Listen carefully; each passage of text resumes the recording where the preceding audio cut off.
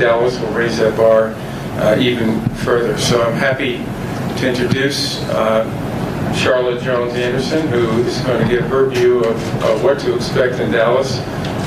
Again, the ownership was very supportive, and we're all very excited to be going to Dallas next April for the draft. Charlotte.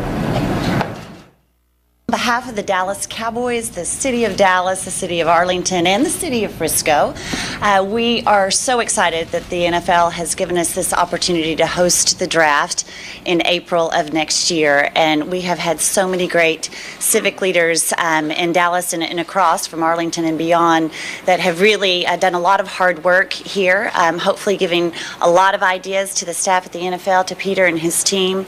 And we really think we have come up with an incredible idea and concept that will really make AT&T Stadium shine, but also will deliver a unique experience that is unlike anything that you have seen thus far at the NFL draft.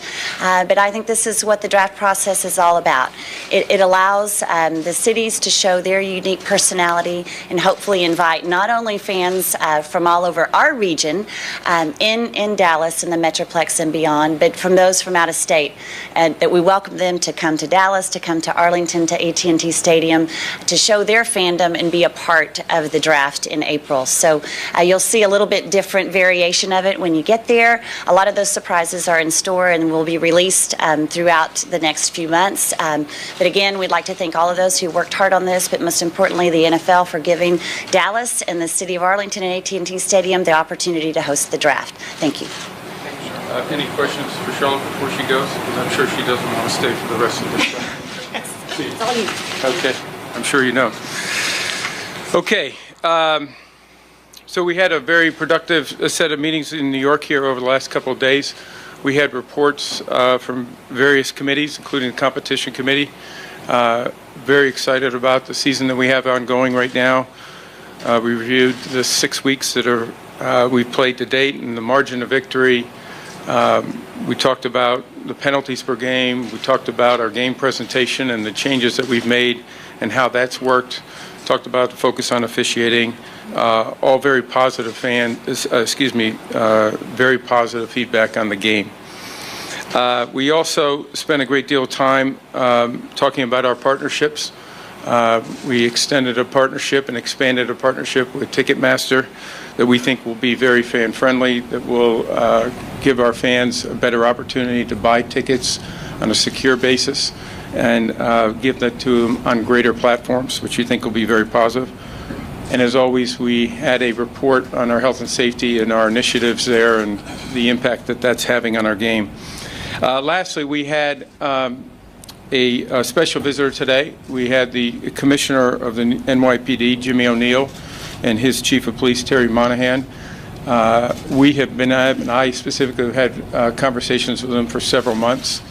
So this has been quite a while in the making to try to understand how we can continue to expand the relationships between our clubs, our players, our communities, and the NFL. And he was very helpful in giving us insight into what their initiatives are here with the NYPD, initiatives that are going on in other parts of the country, of which I saw firsthand down in Miami as an example last week and saw in Philadelphia recently. The relationship between the players and our communities and our law enforcement is very important to us. So that was very helpful. And yesterday, as you know, I made a brief comment about, came down to see you. I'm sure there'll be more questions about our meeting with the players and owners yesterday. We also spent a great deal of time with our owners alone today, discussing our efforts with our players. I would tell you that there's a great deal of support for the efforts that our players have identified. Not only support, but a recognition these are important issues for our communities. They're American issues and certain things that we really want to, as clubs and as the league, want to not only support but also be a part of and try to help lead with our players. I think those are the key issues. I would tell you, though, just on one other issue that we spent a great deal of time talking about this morning was how much we believe everyone should stand for the national anthem. That's an important part of our policy. It's also an important part of our game that we all take great pride in. And it's also important for us to honor our flag and to our country, and we think our fans expect us to do that. And so that is something that we continue to focus on this morning, but really talking a lot about the opportunity that exists with our players to try to go and really make a difference in our communities in a positive way. So I'll let you take questions. In response to your statement yesterday, the president this morning tweeted that both you and the league have disrespect for the country. Is he wrong about that, and if so, why? Well, as I just said, we respect our country, respect our flag, we respect our national anthem. I think you look at our clubs and what they do on a daily basis. You think we look at our players and what they do and how they participate in that. We all feel very strongly about our country and our pride, and we're going to continue to do that. How can you allow the president to bully the National Football League when January 8, 2015, on May 11, he himself expressed support for flag burning? So it doesn't make any sense. Well, listen, I understand we're focusing on what we can do and what we should be doing as an NFL. I think we have a great opportunity here with our players to really work together and to try to help and make differences in our community. Things that we all believe are necessary to do.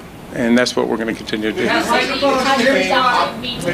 game operations manual, the players should be on the field for the national anthem, should stand at attention, hold their helmets in their hands. It's not a rule, but it's in the policy. So why not make it a rule? Since fans seem to want it, ratings seem to be down because of objections to this protest. Why not make it a rule? Well, I think one of the things we need to keep a focus on is, again, we believe that our players should stand for the national anthem. That's an important part of our game and our moments, and we believe in that. I think we also have to keep focus on this. We have about 6 or 7 players that are involved with this protest at this point. And this is something that what we've tried to do is deal with the underlying issue and understand what it is that they're protesting and try to address that matter. And so, let me finish if you can. So the important thing for us is to be able to do that and take that opportunity to make real differences in our community. And that is really what's going to ultimately be the important aspect for us long term, because this is a long-term issue. We need to make sure we do that in the right way. Would you agree that the image is suffering because of it? I understand where our fans feel about this issue, and we feel the same way about the importance of our flag, about the importance of patriotism, and I believe our players feel that way. They will state to you, and they have stated to everyone publicly, they are not doing this in any way to be disrespectful to the flag, but they also understand how it's being interpreted, and that's why we're trying to deal with those underlying issues. Thank you, Roger. Jim Trotter here, ESPN. I don't know where you are, Jim, right here, in the middle, Yes. right here. You said you want the players to stand, and there's been no change to the game operations manual. My question is, what happens if an owner who still feels that he can discipline a player for taking a knee? What response will we see from the league if that were to happen? Well, Jim, we just had 2 days of conversations with our owners, of which, this was a fair amount of the conversation. And I think our clubs all see this the same way, that we want our players to stand. We're going to continue to encourage them to stand, and we're going to continue to work on these issues in the community. We'll address issues. I can't deal with hypotheticals right now. We'll deal with those issues if they come up. But for us right now, that's our focus. Mark Maskey? Roger, over here. Yeah, Mark. At this point, what have your sponsors and the network said to you about this issue, and what do you feel the effect is on your business right now of this entire... Yeah, Mark, we had a report on that too. Listen, we know how important this is to our sponsors, our partners, our licensees. It's important to us also. So we all share that. And we certainly are in great contact with them. We understand the issues. We want to make sure they understand our perspective of what we're doing. And in fact, if they can help us, we want them to help us in those issues. But all of this is part of the ongoing effort and understanding one another and making sure that we do the right thing in our communities and the right thing to support our players, but also do the right thing to make sure we get back to football. And in the meantime, people understand how important our country is and how important it is to make sure that we're doing things the right way to honor our country. Roger, Byron Barnett from WHDH in Boston. What is your reaction to the lawsuit filed against the NFL by the Aaron Hernandez family and their allegation that the NFL doesn't inform the players about the risks of CTE? Listen, this is a matter of litigation, so that's something that's going to work its way through the litigation. I think there's been a great deal of focus on this issue of brain trauma. We've been through a great deal of litigation on this issue and settled a major case on concussion, so we'll let the lawyers handle that and deal with it. Yes. Roger, Ron Mott, NBC News. I'm sorry, you guys, I can't see here. Hi, Yes. Roger. Ron Mott, NBC News. Yes. When you talk about supporting your players, what form or forms will that take? Because some people reasonably presume that if players felt that this league were truly on their side and supporting them in these causes and these concerns, that they would not take a knee. So how is this going to manifest itself going forward? Is the league willing to put the shield on the line to get into some sticky political and social debates? Okay, but we're not afraid of the tough conversations. That's what we're having with our players. That's what we had yesterday, to make sure we understand one another and understand where they're coming from. And I think out of those discussions, they understand that the owners and the NFL really do care about their issues and what we can do to make the communities better. And so I think that's what dialogue's all about, and listening and understanding, so that we can get that kind of understanding between different parties. And that's what is complex about this, but that's why it's also really important to do, because I think that's where real change really happens, and that's the opportunity for us in our communities. Did they ask for anything in this meeting yesterday from the league or the ownership? We've had discussions with them for over a year, and I think we have a very good understanding of the types of things that they're interested in, how they can get support from the NFL to do that, and we want to do that. And that could be in legislative matters, that can be in the community with, can we participate in ride-alongs and try to make sure we understand what's going on in different communities across the nation. Because the problems in one market are different than the problems in another market. And so that involves the clubs and the players getting together and making sure we truly understand what's going on in those markets. And that's where we see a real impact. All right. Roger Connell, McShane with the Fox Business Network, and I do want to ask you a business-related question to the league. One of the things we've seen in the polling this week, Gallup had numbers that showed the popularity of pro football started to come down, but they also showed there's a big political divide, whereas Republicans identifying as pro football fans down 50%, Democrats only 3%. So it doesn't directly speak to the anthem protests, but what's your reaction to those numbers, and what, if any, steps can be taken to reverse that trend? Well, we believe doing the right thing is what you ultimately have to do. And I think listening to our players, understanding our players, trying to address those underlying issues, and making our communities better is where the real opportunity is. And that long term is going to benefit us. And so that's what our focus is, and that's how we're going to deal with it. What about that split, though? That split between the parties, the political. I don't think that surprises anybody. What we're trying to do is stay out of politics. We're not looking to get into politics. What we're looking to do is continue to get people focused on football. Commissioner, people come. Commissioner, you've been talking about. You said, yes, ma'am. Just a second. Thank you, Commissioner. As you said, you've been in discussions now for over a year. More discussions over the past day and a half or so. Realistically, can you tell us and tell the American people how closer you are today to resolving this? Well, I think the fact is that we have about a half a dozen players that are protesting. We hope, and we're going to continue to work to try to put that at zero. That's what we'd like to do. But we want to make sure that we're understanding what the players are talking about, and that's complex. And we've taken the time, I personally have taken the time to go on those ride-alongs and to go and figure out what are the things in our communities that our players are expressing. And our clubs have a much better understanding of that from the meetings over the last several weeks, to hear directly from those players and do the tough work to try to understand what is it we need to accomplish together. And that's what I think is really the opportunity and what's really happening. So, yes, Judy, I see that. I can't hear you, Judy. I'm sorry. Roger, did you come out of the meetings with the owners with an understanding that teams that have indicated they would discipline their own players for not standing will not discipline them? No, we didn't discuss that. It wasn't necessary. We had a real focus on making sure that all of our teams understood the kind of dialogue that took place, the kind of things that they were interested in getting support from them.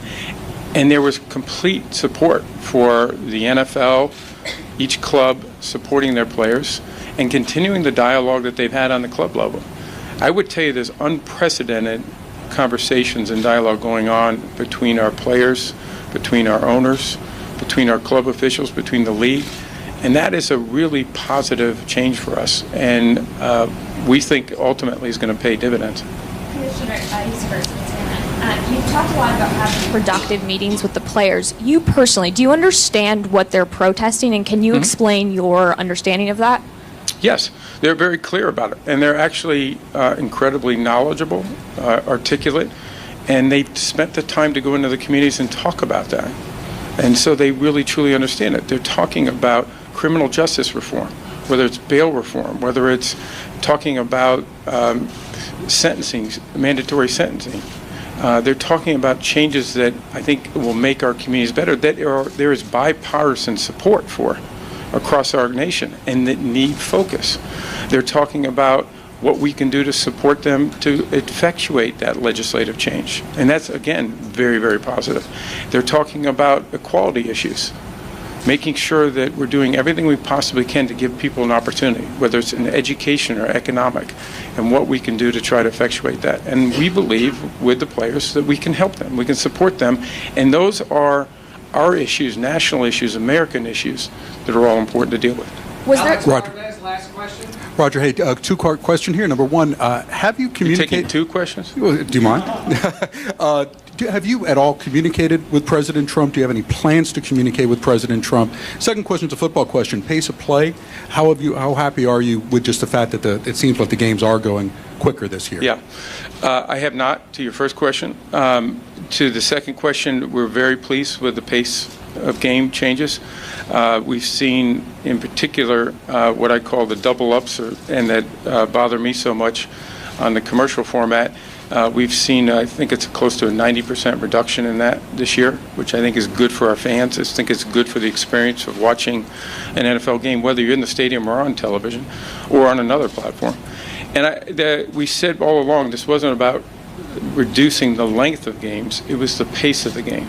And so the 40-second clocks, as an example, that we put in after the point after touchdown and after the touchdowns have had a real impact. Centralizing replay and bringing the Surface tablet to the sideline so the official can do it. All of that's sped up what we consider downtime, time that's not, we don't believe is attractive to our fans. So we're happy with it. It's only 6 weeks, we've got a long ways to go, but we're continuing to see what we can do to keep pushing that, because we believe that's good for the experience. Commissioner, Okay. Thank you. Thanks, Commissioner. All right, NFL Commissioner Roger Goodell there holding a press conference in the middle of what is a huge controversy